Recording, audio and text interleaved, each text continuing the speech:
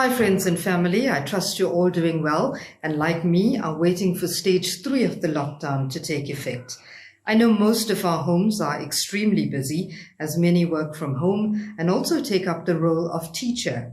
A lot of people are also using the opportunity to learn new things, from cooking and baking to online courses that will add to their CV. I read an intriguing story this week about the Grand Vizier of Persia in the 10th century. He had a library of 117,000 books, which were more likely scrolls rather than the bound books we have today. He loved his books so much that even when he traveled, he just had to take them along. He used about 400 camels, which were loaded with his library, and these camels were trained to walk in alphabetical order so he could pick which ones he wanted to read at a moment's notice. Isn't that remarkable? He had a quest for knowledge. Through the ages, knowledge and wisdom have been highly sought, and for many people, success is measured by how many degrees they have or how much they know. But there's another type of wisdom that I'd like to talk to you about, and this is the wisdom from above. If I ask you for one word that comes to mind when I mention King Solomon, you'll probably say wisdom.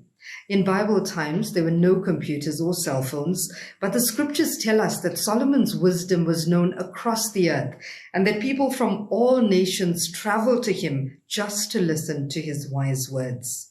The Queen of Sheba was one of them. She asked him difficult questions just to see if the reports she had heard was true. In 2 Chronicles 9 verse 6, she says, "I did not believe what they said until I came and saw with my own eyes. Indeed, not even half of the greatness of your wisdom was told to me. You have far exceeded the report I heard." Now, I don't know about you, but I would love to have the wisdom of Solomon. One example the Bible gives us of King Solomon's wisdom was a dispute two women had over which of them was the real mother of a baby. They stood before the king, each pleading their case.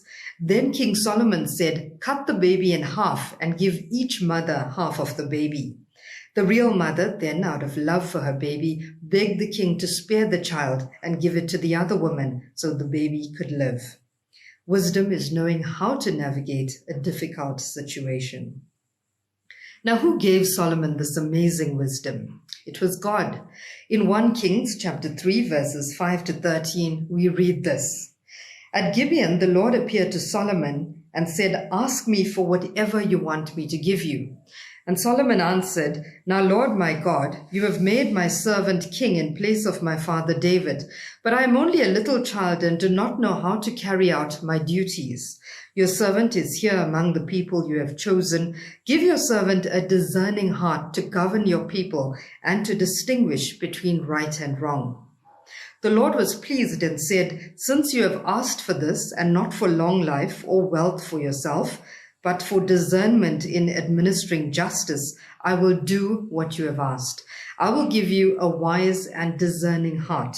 I will also give you both wealth and honor, so that in your lifetime you will have no equal among kings.'"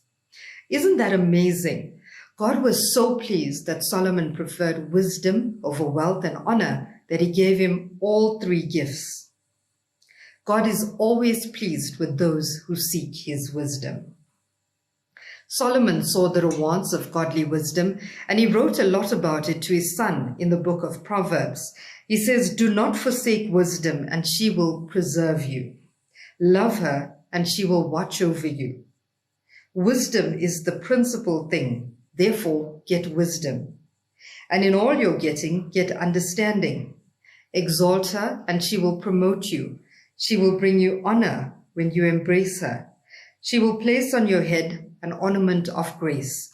A crown of glory will she deliver to you. Now, why is wisdom such a valuable commodity? The book of James tells us if we have God's wisdom, we will be peaceful, considerate, full of mercy and sincerity, and because of that, even our enemies will be at peace with us. By contrast, if we are difficult to get along with, argumentative, and always putting others down, it's clear that we haven't tapped into God's wisdom. Those who have wisdom will fear God and obey his commands. Doing that automatically brings protection as it governs the decisions that we make. Also, if you have godly wisdom, people won't come to you with gossip and slander.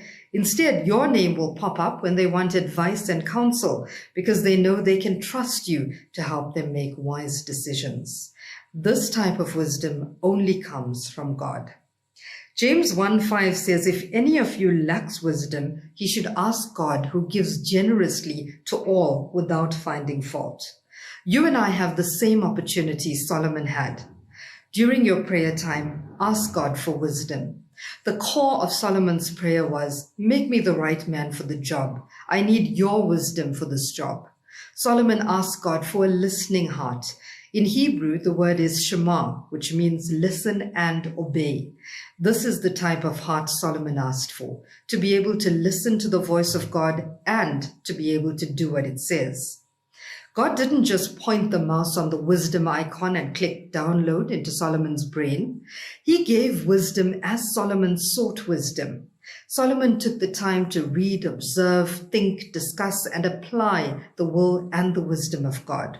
We get wisdom as we read the word of God, pray, and fellowship with those who demonstrate the wisdom of Christ. In the words of Solomon, do not forsake wisdom, and she will preserve you.